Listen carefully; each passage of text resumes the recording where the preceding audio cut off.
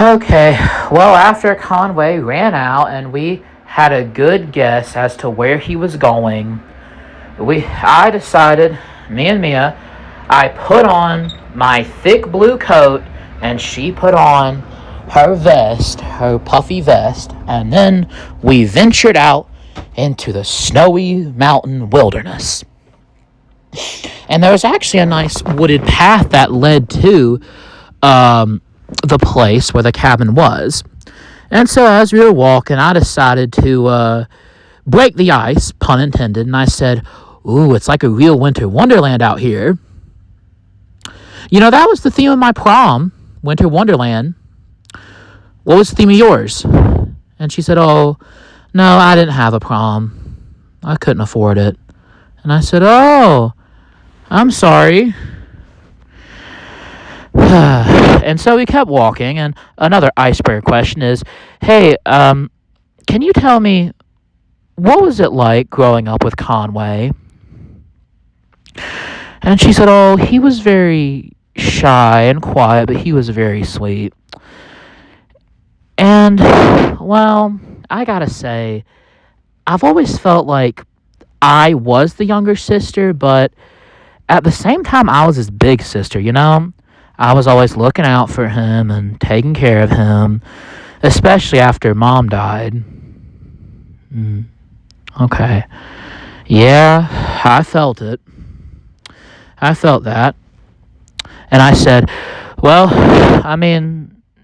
you have any fun memories with him?" And she said, Yeah. A long time ago, we used to go up in Wisconsin near Lake Wissota, and we used to go ice fishing, and we used to do some sledding and some snowball fights. It was fun. And in the summer, we used to swim in Lake Michigan and Lake Superior. It was another great times with him. And I said, "Oh, that really sounds like it would be a great time." So, yeah, it really does sound fun. Although I didn't have any siblings growing up. In fact, my closest friend and my big brother, kinda, was my father. After he would get home from working at the police force, Mom would go to work at the dentist office, and he used to take me to the gas station, and we used to get Slurpees, hot dogs, fried chicken. Oh, it was good. And we also used to go across the street to rent movies and buy CDs and sometimes buy old video games. And sometimes in the summer, he would take me fishing and swimming at the beach. And we used to fish off the pier. It was fun. Until my parents got divorced in 97. But in 1998, we moved up to Maine, Cabot Cove, Maine, and I met my best friend, and she kind of became a sister to me, named Lynn. And yeah, we were happy for a while. We went to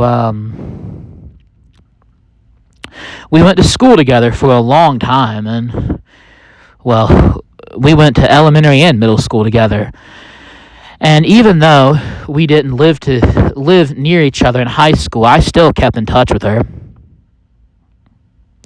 And yeah, I miss her sometimes, and and it's crazy because we used to meet at this quiet resort town on Lake Erie in Pennsylvania, and we used to go there every summer.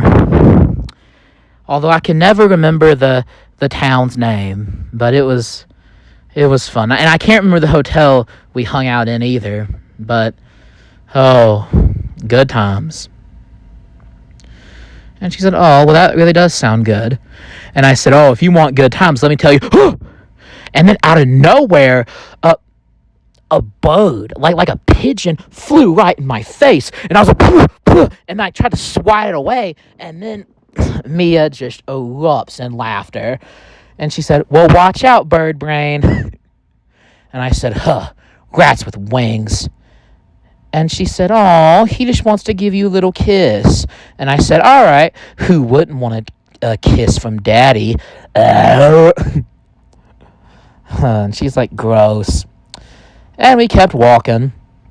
And then right after, I saw something colorful on a tree, and it looked like it was like this real colorful circle, like a colorful circular spectrum. It was really cool. I can't even describe it. You would just have to be there. And I guess I just want you to picture it. And I looked at it, and there was a name at the bottom that said Dylan Parker. Aw, Dylan really is a talented artist. I hope he's using the art set his mom gave him. And then I started walking, and I tripped. I slipped over something, and I thought it was a rock, so I picked it up, and no, it was a baseball. And I turned it over, and it said, "If lost, return to Jake Parker." Huh. And I kept it, and I said, "Okay, Jake, if I ever see you again, I'll give it to you." So me and Mia kept walking, and then Mia said, "Wait, oh my God!" And we ran over to this blue snowcat, and there was the lights were still on, but no one was in.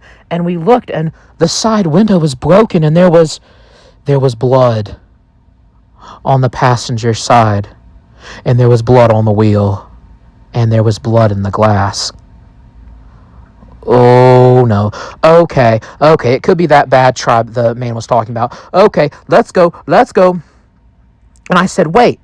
And I reached in, and then I pulled out the keys from the ignition, and I said, "Okay, in case we need this."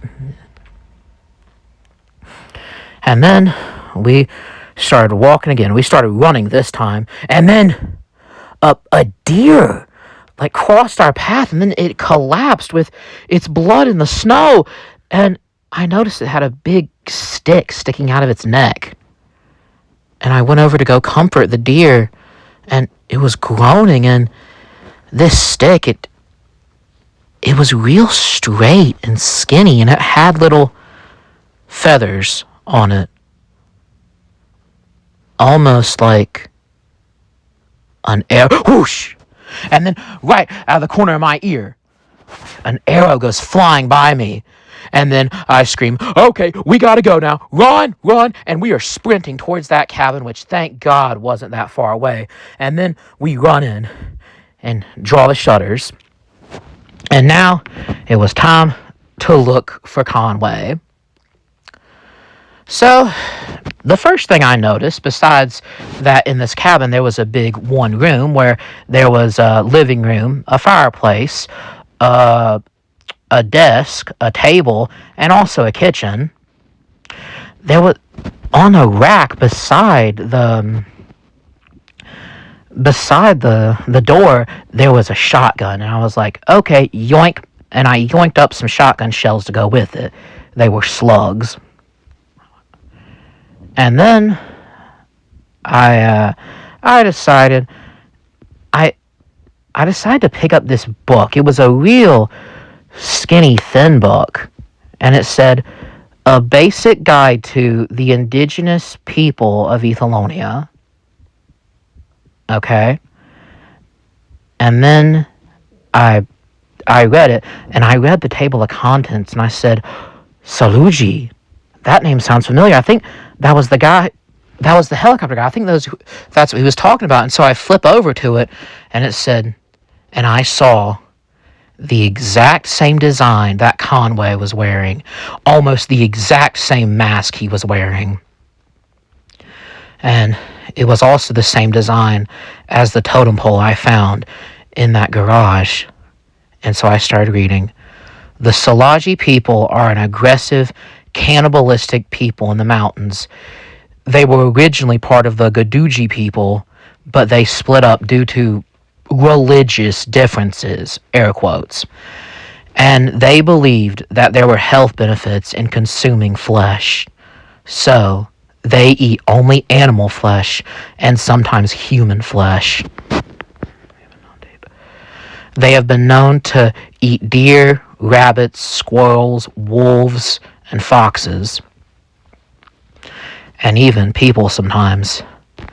Numerous people have gone missing, and they turn up in the woods, allegedly eaten. The Tsalagi people, they have a mask and a big tunic that drapes down, and the tunic it's made out of a tough armor. They fashioned it out of pebbles, and they stick the pebbles together to make a tough chainmail like substance. And under that they put leather and cushioning, so when they do get shot, they can just get back up. And it's a very heavy armor. And they have been known to use weapons such as tomahawks, spears, and bows. And they have also been known to adopt people that get lost in the woods. And I thought, oh dear, I gotta find Conway.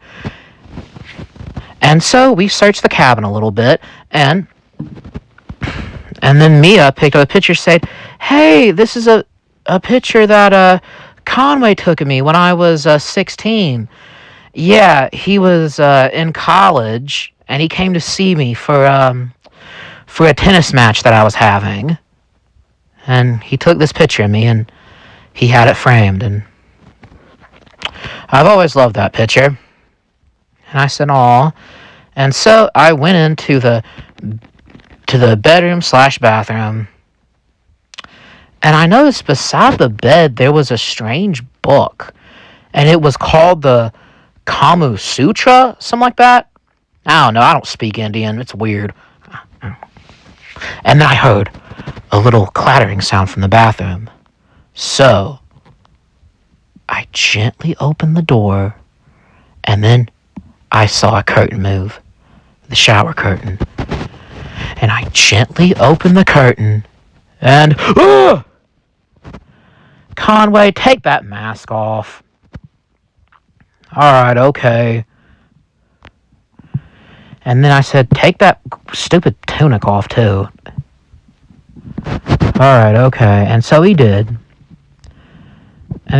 And Mia took him out to the living room and said, okay, well, why don't you tell us, like, why do you think we're out to hurt you? And he said, I don't know. I hear these voices constantly. Okay. Connie, we need to get you off this mountain right now, okay? I don't want to go yet. And I said, okay, well, we can warm you up a little bit, but you gotta go eventually, buddy. And so I lit a little fire in the fireplace, and then I decided to get some coffee going. So I got me a pot, got me some well water, and I turned on the kerosene stove. And that's weird. He had a kerosene stove right next to some gasoline. I thought that was weird, but I guess it was to power the generator that the house runs off of. And so I start waiting for the water to boil, and I don't know, I saw something, like I saw a little stick, like stick up in the window and then quickly back down. And I thought, okay, it might be just a windy twig. And I look again, and I see the same strange twig again, but I don't know, the twig design looks familiar. And then, yeah, that's how I knew that the water was hot. And so I grind up some coffee beans and throw them in. I also threw in some sweeteners and some of those powder creamers. Really get the coffee sweet. And after I'm waiting for all that to mix in, I see it again. And it looks like an antler. And then I quickly pick up the shotgun, and then I go bolting to the window, and I said, okay, there's something out there. And she said, what? Mia said, Ethan, I'm sure it's no one. And she whispered, can you please not stress Connie out? And he says, what? What? There's somebody out there? And we both say, no, it's okay. It's okay. I'm just being paranoid. And I calm him down, and then I serve him some coffee, and he said, it's kind of bitter, and it's kind of sweet too. And I said, yeah, it's good. But I left the stove running, just in case I wanted some. And he said, and then he softly said, all right, okay, I'm done. I'm done having me a pity party. I'm going to get off this mountain. I'm going to get sober. And I am going to move on with my life and get my kids back. And I said, that's the spirit. And he stands up and said, all right, world. I'm going to brave you out now. And then it happened so fast. I hear the glass shatter. The glass that was on the door shatter. And I saw the stick with the feathers. And it went right in Conway's chest. And he wailed. And he collapsed. It was in between his shoulder and his chest, that area, like on his left pec, and he was wailing and screaming. And then Mia runs over and says, it's okay. And then I had to shutter the curtains, and then I had to quickly run out that door, see who had done it. And then I see it. I see that strange deer mask, that strange deer skull mask. Were they shuffling or shifting? But they were moving, and they were moving fast. And then I had my rifle ready. Well, no, it wasn't a rifle. I didn't have a rifle yet, but it was a shotgun. And then I had the shotgun ready, and then I took aim right as it was coming at me, and I fired! And then it stopped, and it was blown back by the force of the shotgun, and it landed in the snow.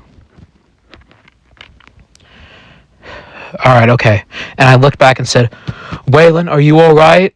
And I heard some shuffling in the snow, and then I look over, and the thing's gone. Where is it? Okay, I'm in a scary movie now. I better get back in, and I better protect Waylon with my shotgun. So I reload, and I wait. And then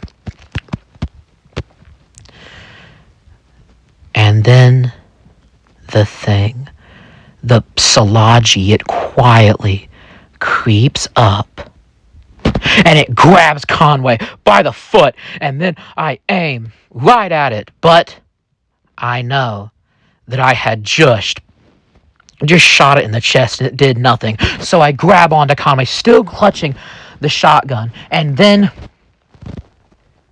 that Tsalagi, it raises its arm, and it has a tomahawk. But I noticed something. The arm was all pale and white, but wasn't gray like the tunic. And in less than a second, it dawned on me. The arms are exposed, and the gloves are made out of leather. And then I took my shotgun again, and right as the thing was taking its tomahawk down to Conway's leg, I took aim, and I fired! And then I saw a burst of blood as one of the pellets hit this thing right in the arm, and it bleeded red blood. And it screamed, "Ah! Not cool!" And it just darted off. and it's leaving. And I thought it was weird that it said not cool, because I thought the Tsalagi had their own language. But it didn't matter. And I also noticed that there was blood in the snow. So I ran. I ran right after it, and I ran in the woods until I heard nothing. Everything was still. You could only hear the wind in the trees, but there was still blood on the snow. And I followed it until I hear the familiar shuffling.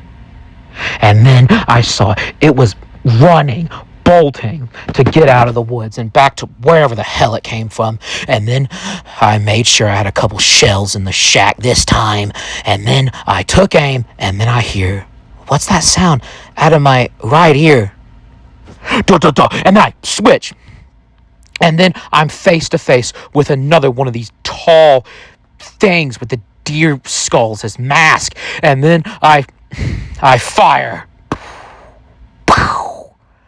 And I fire less than a foot away, right into this thing's chest.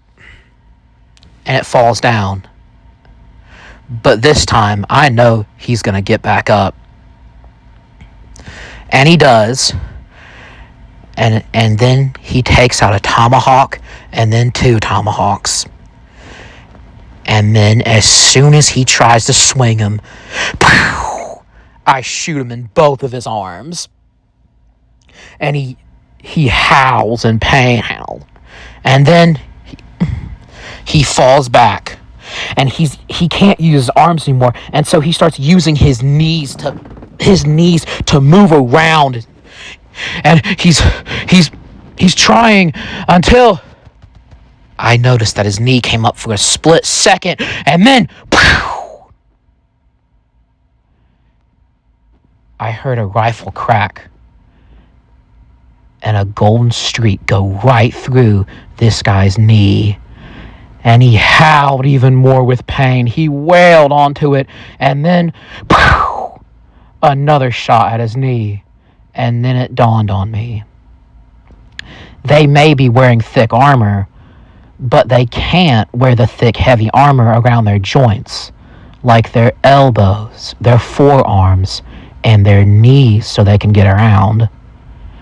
And the Tsalagi just falls back. And the Tsalagi knew that he was done for. And there's no escaping this. And so I reload the shotgun, and I have it right over him. But I quickly look over, and I see a man in a light blue jacket and yellow snow pants coming right at me, and he said, "It's okay. It's okay. It's okay. I am your comrade." And I said, "Who are you?" "I am Gaduji. And I am here to help you. I know these things, and I know how to kill these things." And I said, "You do?" As the Tsalagi was laying and dying in the snow. And he said, yes. To really make sure that they're dead, you take their mask off and blow their brains out. And I think you already figured out their weak spot. And a little word of advice. A rifle is better to use to kill these things. Just a little word of advice. Also, if you shoot them in the head, well, the masks are hard, but they are not bulletproof. So, you shoot them in the head with rifle. But no, you're not getting my rifle. I mean, if you take his mask off, then a shotgun should do just fine. And so I said, all right, okay. And then my Scooby-Doo nostalgia came rushing back at me. And then I pulled his mask off, and it revealed a white man with a thin black beard and thick black hair. And he said, "Kill me. Kill me, please." I said, you know what? We probably should kill him because he's in a lot of pain and he'll never be able to walk again and he'll never be able to pick up stuff. So, yeah, I think we should kill him. But the journalist in me came out and was curious and wanted to ask questions. What? Who are you? Or who were you? And he said, well, before I became a Tsalagi, I was Billy Bates. And I moved here in Ethalonia back in 2012 with my family. And we had a cabin down south the mountain. And one day, this was a few months after us moving in, we started going out on a hunting trip. Me, my daddy, and my son. And you see, we were in a hunting stand and we were about to kill this deer, and my son was taking aim to fire, and my daddy had a heart attack right there. He collapsed and fell out of the hunting stand, and he had a heart attack. And I ran to him, tried to help him, and I don't know what must have happened. Maybe my boy had an accident with the gun. I couldn't bring myself to get his body out, and I just sat there and cried. I cried for hours. And then night came. And then my people came out. And I said, please don't take my boy. And then they basically just adopted me after that. They said I would have to eat my daddy if I wanted to stay alive. And I said, well, I better not go back because, there's nothing back home for me other than an angry wife. And so I did. And they adopted me. And I've been part of the tribe for over 2 years now. And I said, wow. And he said, please, let me be with my daddy and my son again. Please. And then I took aim, and I looked away, and then, and his face and brains went all in the snow. And Billy Bates was reunited with his family. After that, me and Gaduji went back into the cabin, and Mia was nursing Conway. He had an arrow in his shoulder. And as long as we kept it in and applied pressure, it shouldn't be too bad. And Gaduji introduced himself and said, all right, what I need you to do is I need you to pick up Conway here, and we need to carry him out to the snowmobile. I saw one out. And then we said, all right, okay. And we were just about to pick him up, and we took him outside. And then Gaduji said, wait, stop. I sensed something. And he took out his rifle, and I took out my shotgun. And while Mia held Conway, and then I saw the same Gaduji I'd shot before. Not Gaduji, Tsalagi. Me and Gaduji saw the same Tsalagi that I had shot down before, but I had only shot in the arm, and now it had a fresh leather bandage on, and it was tight too, but that thing was ready to kill. And then Conway was looking right at the thing, and then she removed her mask and said, Connie, I'm here. Lisa? Conway said. And we tried to hold Conway back and say, no, no, no, Connie, that's not her. That's not her. She's not the same. And she says, yes, yes, Connie, come to me, baby. Come to me. And he ran to her, and then she quickly pulled out her tomahawk and hit him right in the side of the head. And then we raised our guns, me and Gaduji. And then, suddenly, Gaduji screamed out in pain. And he let out a groan. And then I noticed that there was an arrow in his thick blue coat. And I spun around. And then I saw another Gaduji tribesman. Not Gaduji, fuck. There was another rival of Gaduji tribesmen. And it was a Tsalagi. A Tsalagi. Gaduji's enemy was behind him. And it was threatening to hurt me. So I raise up my shotgun again. And then this time I go right for the legs. And he collapses. And then I shoot him right in the mask. And the mask flies off, revealing a man with darker skin and long hair. In fact, he wasn't Asian because his eyes weren't slant, and he was a little bit too light to be Hispanic, but I later learned from Gaduji that he was one of the original members of the native tribe. It didn't matter to me because he got his head blown off by me afterwards. And then I saw in the far distance, while Mia was crying, Tsalagi Lisa taking away Conway, and he was knocked out. And he was just groaning and bleeding in the snow as she was taking him away. And I knew, we gotta kill her. Let's get this bitch.